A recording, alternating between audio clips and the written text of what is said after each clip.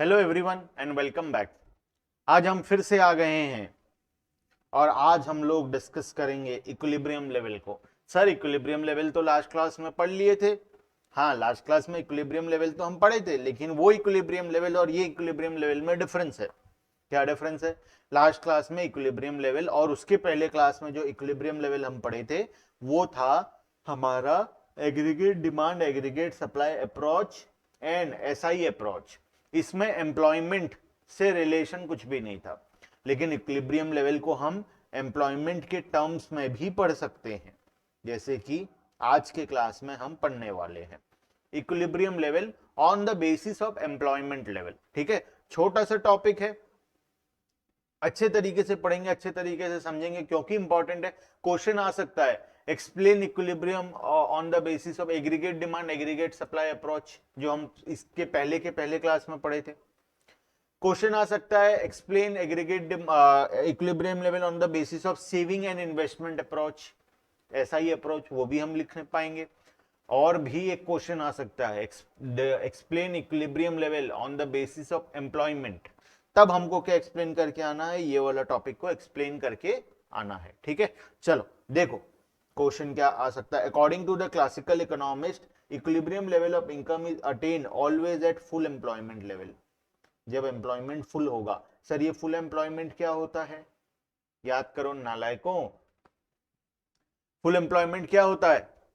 Full employment का मतलब है वो सिचुएशन जब हर एक इंसान को काम मिल रहा है। कौन इंसान को काम मिल रहा है सर? वो इंसान जो विलिंगनेस टू वर्क है, एबिलिटी टू वर्क है, जिसका विलिंगनेस टू वर्क है, एबिलिटी टू वर्क है at existing wage rate, market पे जो वेज रेट चल रहा है उस वेज रेट पे, और उस इंसान को काम आराम से मिल जा रहा है, उस केस में हम बोलेंगे कि इकोनॉमी में क्या है, फुल एम्प्लॉयमेंट है। मतलब एक ऐसा सिचुएशन जहां पे इनवॉलेंट्री अनएम्प्लॉयमेंट बिल्कुल भी नहीं है। इनवॉलेंट्री अनएम्प्लॉयमेंट मतलब वो इंसान जो जानबूझकर खाली नहीं बैठा है। जानबूझकर खाली कौन बैठता है? वो लोग जो जिनका विलिंगनेस टू वर्क नहीं है, या फिर एबिलिटी टू वर्क नहीं है, या फिर एग्जिस्टिंग वेज रेट पे काम करना नहीं चाहते, वो लोग को हम बोलते हैं कि वो लोग जानबूझकर खाली बैठे हैं। सर इसके साथ दो चीज और भी था, एक था स्ट्रक्चरल अनएम्प्लॉयमेंट और दूसरा था फिक्शनल अनएम्प्लॉयमेंट। हम पढ़े थे स्ट्रक्चरल एंड फिक्शनल के बारे में। क्या पढ़े थे? चलो घूम के आते हैं। घूमने जाएंगे जाएंगे घूमने जाएंगे जाएंगे जाएंगे, नालायक बच्चों के पास घूमने जाएंगे। देखो fictional unemployment and structural unemployment. Sir आप वादा किए थे आप लिखवाओगे। हाँ बच्चों, मैं लिखवाऊंगा, तो वादा किया था। चलो एक काम कर ले, लिख ही लो। जब आए हैं घूमने तो काम कर ही लेते हैं, तो पहले एक काम करो, चलो लिख लेते हैं फुल एम्प्लॉयमेंट लेवल। मुझे 1 मिनट का टाइम दो बच्चों, मैं क्या करूंगा, मैं बुक में से नोट्स निकालूंगा और तुम्हें लिखवा दूंगा। सर अपने मन से नहीं लिखवाएंगे, मैं मन से लिखवाऊंगा तो तुम पढ़ोगे नहीं। अगर मैं अपने मन से कॉन्सेप्ट बनाने लग गया तो तुम मेरे से पढ़ना बंद कर दोगे। इस वजह से मैं बुक से ही कॉन्सेप्ट बनाता हूं। देखो लिखना, सबसे पहला फिक्शनल अनएम्प्लॉयमेंट। फिक्शनल अनएम्प्लॉयमेंट क्या होता है? It refers to temporary unemployment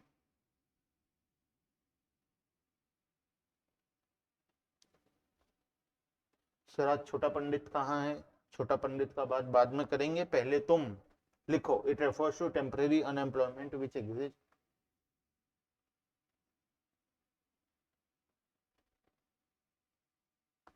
during the period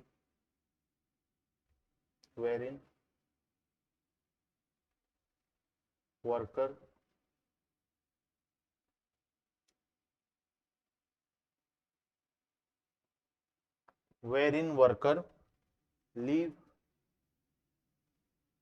one job and joins some other job। जब वो एक काम को छोड़ के किसी और काम को ज्वाइन करता है और उस बीच में एक टेम्परेरी पीरियड आता है जब वो खाली बैठा रहता है, तो उस टाइम को हम बोलते हैं फिक्शनल अनएम्प्लॉयमेंट। ठीक है, स्ट्रक्चरल, क्या ये दिक्कत वाली बात है इकोनॉमी के लिए? बिल्कुल भी दिक्कत वाली बात नहीं, क्योंकि वो ऑलरेडी काम कर रहा था, अब वो दूसरी जगह ज्वाइन करने वाला है, बीच में टेम्परेरी पीरियड के लिए खाली बैठा है, तो क्या दिक्कत वाली बात है? कोई दिक्कत वाली बात नहीं है, ठीक है। नेक्स्ट है structural unemployment. It refers to the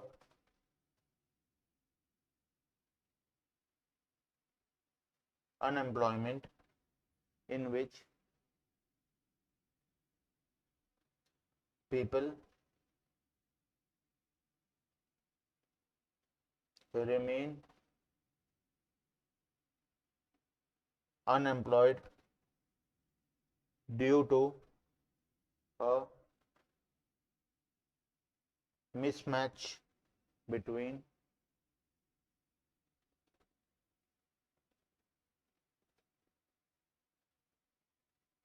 unemployed person, due to the mismatch between unemployed person and the demand for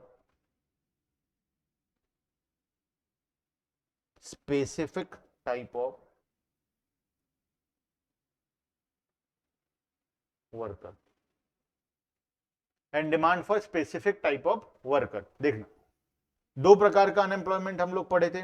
first था टेम्परेरी पीरियड के लिए खाली बैठा है, और दूसरा स्ट्रक्चरल में क्या होता था, वो अपने आप को नए प्रकार के काम के लिए चेंज नहीं कर पाया, वो अडेप्ट नहीं कर पाया सिचुएशन के हिसाब से, इस वजह से वो खाली बैठा है। तो उस केस में उसको क्या बोलते हैं? स्ट्रक्चरल अनएम्प्लॉयमेंट बोलते हैं। हम इस दोनों अनएम्प्लॉयमेंट को काउंट नहीं करते। अगर ये दो प्रकार का अनएम्प्लॉयमेंट है तब भी हम बोल सकते हैं कि हमारे इकोनॉमी में फुल एम्प्लॉयमेंट है। बात समझ में आया? चलो सर ये तो नाइंसाफी है। क्या नाइंसाफी है? मान लो छोटा पंडित, छोटा पंडित को बुलाएं, चलो, क्या ये नाइंसाफी नहीं है? बताना है। मान लो ये छोटा पंडित है, सर इसको बड़ा क्यों बनाए, छोटा बनाओ, लो छोटा पंडित।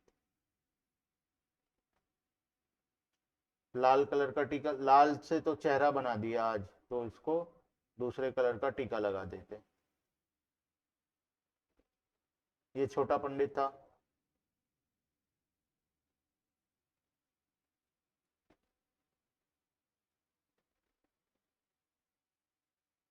ये छोटा पंडित था।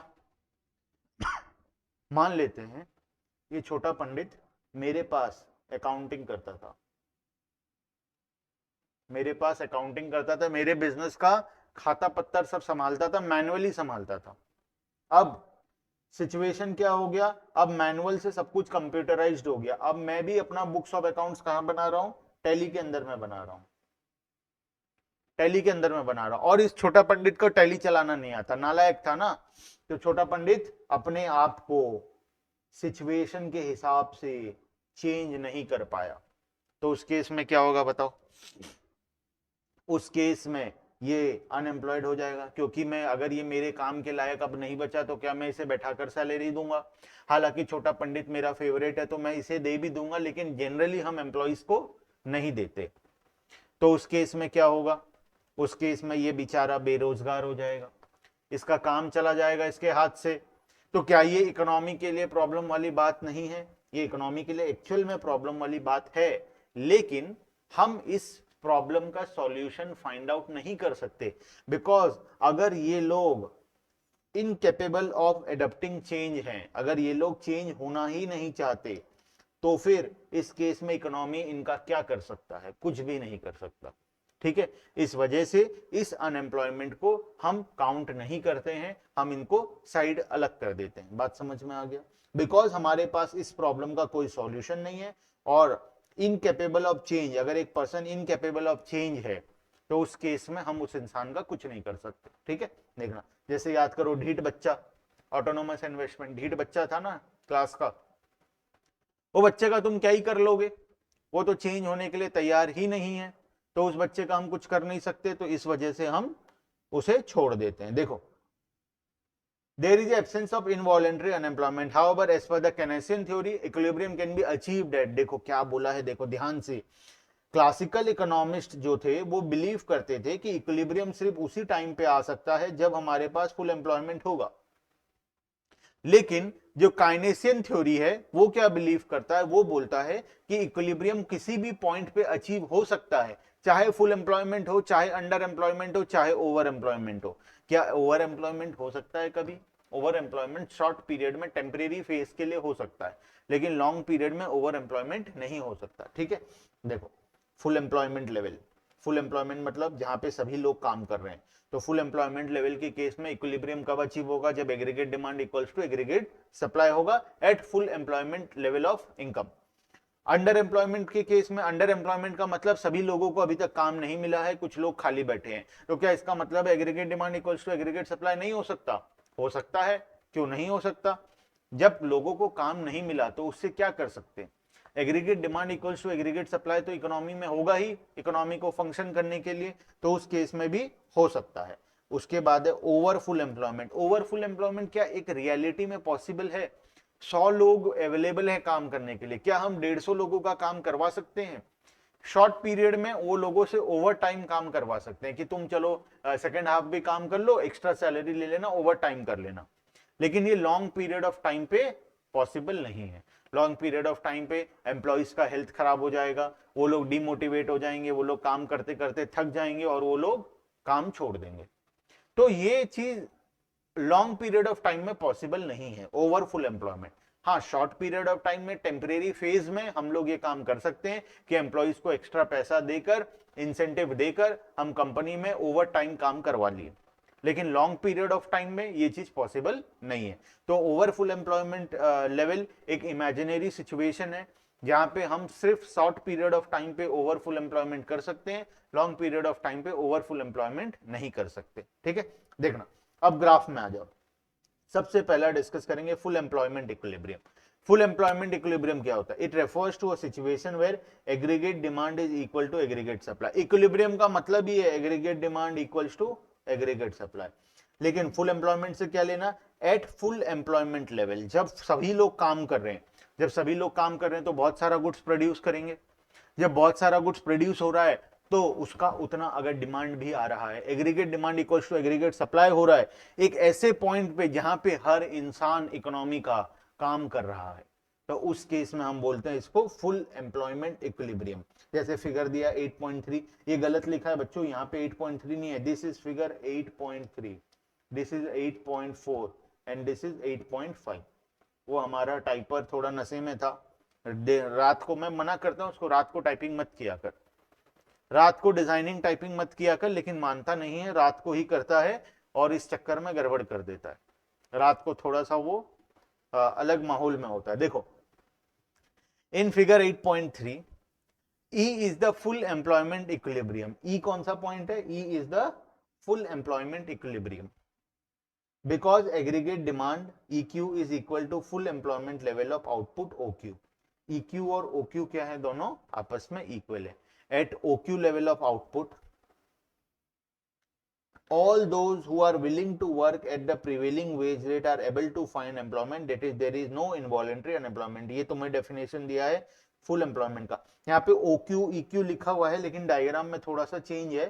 ठीक है, डायग्राम में थोड़ा नेमिंग का चेंज हुआ है, तो उस हिसाब से थोड़ा सा चेंज, ये ज्यादा कुछ नहीं है, ये Q है बस। ठीक है, ये Q होगा बस। ठीक है, E is the full employment equilibrium because aggregate demand EQ, aggregate demand क्या है? EQ, ये aggregate demand है, is equal to full employment level of output OQ। OQ के साथ क्या हो जा रहा है? इक्वल हो जा रहा है। ठीक है, देखो उसके बाद under equilibrium, under employment equilibrium. Under employment मतलब सभी लोगों को काम नहीं मिल रहा है, उस केस में क्या होगा? उस केस में देखो फिगर में देखना, अब देखना यहाँ पे तुम्हें कुछ इंपॉर्टेंट चीज पता चलेगा। Is refers to situation where aggregate demand is equal to aggregate supply when there resources are not fully employed. इसका मतलब सभी एम्प्लॉय अभी फुल्ली एम्प्लॉयड नहीं है, कुछ एम्प्लॉय खाली बैठे हैं, लेकिन इकोनॉमी में इक्विलिब्रियम अचीव हो गया है, डिमांड जितना है सप्लाई भी उतना हो गया है, और अभी भी कुछ लोग खाली बैठे हैं। It occurs prior to full employment level. देखो यहाँ पे सिचुएशन देखना, ये एग्रीगेट सप्लाई है, ये एग्रीगेट डिमांड है, ये एग्रीगेट डिमांड ये होना चाहिए फुल एम्प्लॉयमेंट में, लेकिन एग्रीगेट डिमांड कहां इक्वल हो गया? पहले ही एग्रीगेट सप्लाई के साथ इक्विलिब्रियम अचीव कर लिया, यहां होना चाहिए था, हो कहां गया? यहां हो गया।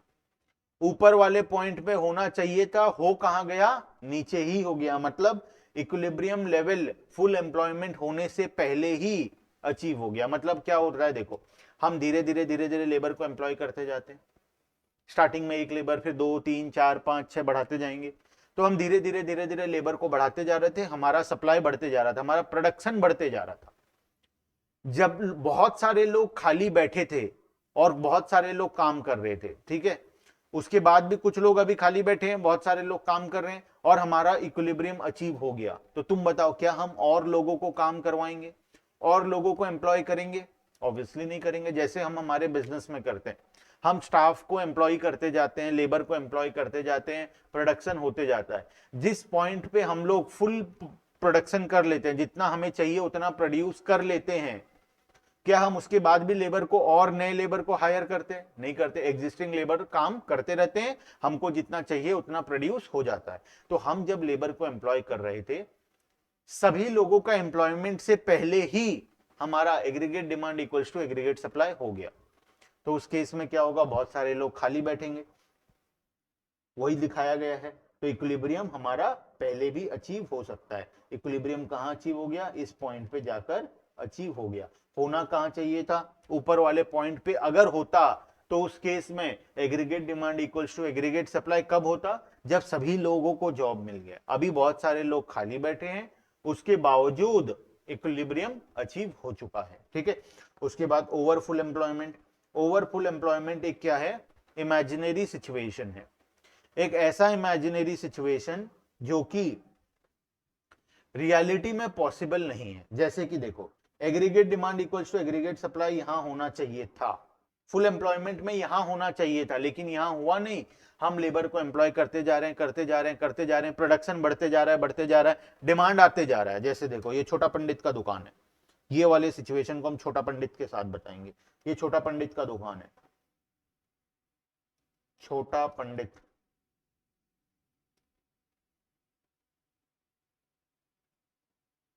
छोटा पंडित क्या नाम देंगे बोलो? छोटा पंडित, छोटा पंडित वैरायटी स्टोर, छोटा पंडित वैरायटी स्टोर है ये, ठीक है। इसमें छोटा पंडित बैठा है और बहुत सारे लेबर हैं जो काम कर रहे हैं और एम्प्लॉयमेंट लेके लोगों को सामान प्रोवाइड कर रहे हैं। छोटा पंडित क्या किया, बहुत सारे लेबर से बात करके रखा है, जैसे जैसे प्रोडक्शन बढ़ते जा रहा है, जैसे जैसे कस्टमर आते जा रहे हैं, वैसे वैसे ये लेबर्स को अंदर लाते जा रहा है। वो क्या देखा, कस्टमर आए जा रहे हैं, प्रोडक्शन हो रहा है, लेबर को बुलाया है, वो बुलाते जा रहा है और नए नए लेबर को लाते जा रहा है। एक ऐसा पॉइंट आया जब लेबर खत्म हो गए, मतलब यहां के लेबर खत्म हो गए, वो सभी लोगों को जॉब दे दिया, अब और कोई बचा ही नहीं है खाली काम करने के लिए, लेकिन फिर भी डिमांड ज्यादा हो रहा है, सप्लाई कम हो रहा है, मतलब अभी तक इक्विलिब्रियम अचीव नहीं हुआ है। तो अब क्या करेगा छोटा पंडित, मान लो सारे लेबर फुल्ली काम कर रहे हैं, पूरा सुबह 10 से शाम का 5 बजे तक काम कर रहे हैं, कस्टमर अभी भी आए जा रहे हैं, हम लोग उतना प्रोड्यूस नहीं कर पा रहे, हम फैक्ट्री में उतना प्रोड्यूस नहीं कर पा रहे, सारे लेबर फुल टाइम काम कर रहे हैं। हम क्या करेंगे, अब और लेबर अवेलेबल ही नहीं है मार्केट में, क्योंकि सभी लोगों को जॉब मिल गया, अब बचा ही कोई नहीं। तो अब क्या करेंगे बताओ, अब हम हमारे एग्जिस्टिंग लेबर के पास हाथ पैर जोड़ेंगे और बोलेंगे बचा लो, बचा लो, हमें बचा लो, हमें बचा लो, हमें बचा लो, हाथ पैर जोड़ेंगे और क्या बोलेंगे, ओवर टाइम कर लो, ओवर टाइम कर लो, हम तुम्हें डबल सैलरी देंगे, ओवर टाइम कर लो। तुम्हारा टाइमिंग था 10 बजे से 5 बजे तक, अब सेकेंड शिफ्ट में काम करो 5 बजे से रात का 10 बजे तक, और इस 5 घंटे का सैलरी हम तुम्हें डबल देंगे। यहां पे जितना मिलता था उससे डबल, मतलब 3 गुना सैलरी, टोटल 3 गुना सैलरी हो जाएगा तुम्हारा। तो क्या तुम्हें नहीं लगता लेबर लोग काम करेंगे? शॉर्ट पीरियड ऑफ टाइम पे तो कर लेंगे, थोड़ी दिन का अगर बात है तो कर लेंगे, अदरवाइज अगर लंबे समय तक ऐसा चलता रहा तो ऑब्वियस सा बात है सभी लेबर बीमार हो जाएंगे। सुबह 10 से रात का 10 अगर कंटिन्यूअसली काम करेंगे तो सभी लेबर बीमार हो जाएंगे, जिससे कि ओवरऑल कंपनी को ही नुकसान होगा। तो शॉर्ट पीरियड ऑफ टाइम पे 2-4 दिन का बात है, 10 दिन का बात है, तो फिर भी लेबर लोग काम कर लेंगे, लेकिन अगर लॉन्ग पीरियड का बात है तो लेबर लोग काम नहीं करेंगे। ठीक है, बात समझ में आ गया क्या हो रहा था?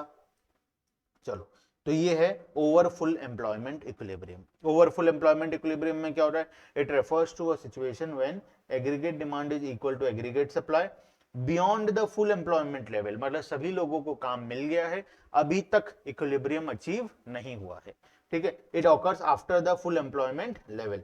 तो अब उसके बाद बताया है यहाँ पे होना चाहिए था, हुआ कहाँ पे? यहाँ पर हुआ, यहाँ पर होना चाहिए था, यहाँ पे। बात समझ में आया तो बोलो हाँ, बात समझ में आया तो बोलो हाँ। चलो, इसके बाद सर क्या, इसके बाद जो टॉपिक है ये हमारे सिलेबस में नहीं है, हमारे सिलेबस में यहाँ तक है। इसके बाद हम जो पढ़ेंगे वो इन्वेस्टमेंट मल्टीप्लायर का कॉन्सेप्ट को पढ़ेंगे, जो कि एक बहुत बड़ा कॉन्सेप्ट है और मजेदार कॉन्सेप्ट है। तो इसको हम लोग नेक्स्ट क्लास में शुरू करेंगे। आज के लिए हम टॉपिक को यहीं तक रखते हैं। एक चीज ध्यान रखना, डिस्क्रिप्शन बॉक्स में सभी चीजों का लिंक दिया गया है, साथ ही में हम एक एक करके सभी सब्जेक्ट का वीडियोस अपलोड कर रहे हैं। हम थोड़े दिनों में नोट्स भी प्रोवाइड करेंगे और सभी चीज प्रोवाइड करेंगे। हम धीरे धीरे काम कर रहे हैं, हमारे पास बेस्ट पॉसिबल जितना टाइम अवेलेबल है उस टाइम के अकॉर्डिंग हम लोग काम करते जा रहे हैं, ठीक है। तो तुम्हारा काम है ज्यादा से ज्यादा लोगों के साथ शेयर करो, ज्वाइन करवाओ सभी लोगों को, ताकि सभी लोगों तक फ्री में एजुकेशन अच्छे क्वालिटी में पहुंच पाए, ठीक है। तो आज के लिए इतना ही, बाकी का डिस्कशन हम लोग नेक्स्ट वीडियो के अंदर में करेंगे, ठीक है। Bye bye and thank you.